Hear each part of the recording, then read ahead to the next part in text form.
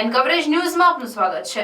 વડોદરા ખાતેથી 101 નવી બસોનું લોકાર્પણ કરતા વાહન વ્યવહાર રાજ્યમંત્રી હર્ષ સંઘવી લોકોની પરિવહન અને પ્રવાસી સુવિધા સુખદ બનાવવાના ઉદ્દેશ્યથી ગુજરાત રાજ્ય માર્ગ વાહન વ્યવહાર નિગમ દ્વારા વડોદરા ખાતેથી વાહન વ્યવહાર અને ગૃહ રાજ્યમંત્રી હર્ષ સંઘવીના હસ્તે 101 નવીન બસોનું લોકાર્પણ કરવામાં આવ્યું। આ અવસરે વિધાનસભા મુખ્ય દંડક બાલકૃષ્ણ શુક્લ, મેયર પિંકીબેન સોની, ધારાસભ્ય પન્નીશાબેન વકીલ, કેયુરભાઈ રોકડિયા, ચૈતન્યભાઈ દેસાઈ, સાંસદ રંજનબેન ભટ્ટ ખાસ ઉપસ્થિત રહ્યા હતા।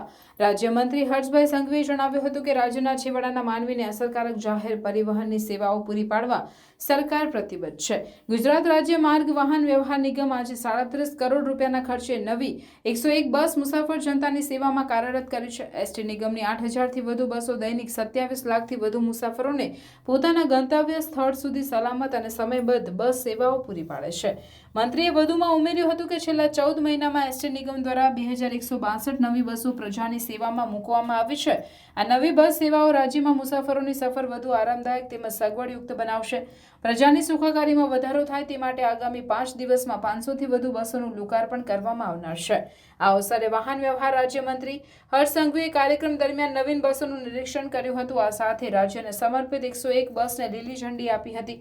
આ કાર્યક્રમમાં મહાનગરપાલિકા commissioner Dilip Rana, collector Bijal Shah, police commissioner Anupamsinh Gehlot, જિલ્લા વિકાસ અધિકારી સુશ્રી મમતા હિરપરા, અગ્રણી ડોક્ટર વિજય શાહ, જીએસઆરટીસી ના અધિકારીગણ, પદાધિકારીઓ અને મહાનુભાવોની ગરિમામય ઉપસ્થિતિમાં યોજાયો હતો।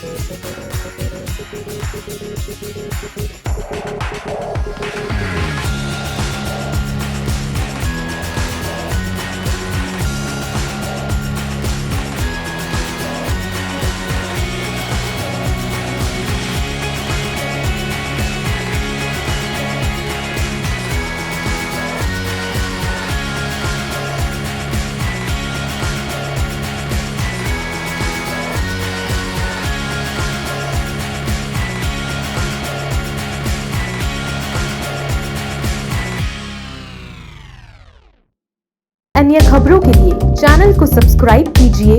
खबरों का नोटिफिकेशन पाने के लिए बेल आइकॉन को जरूर दबाएं।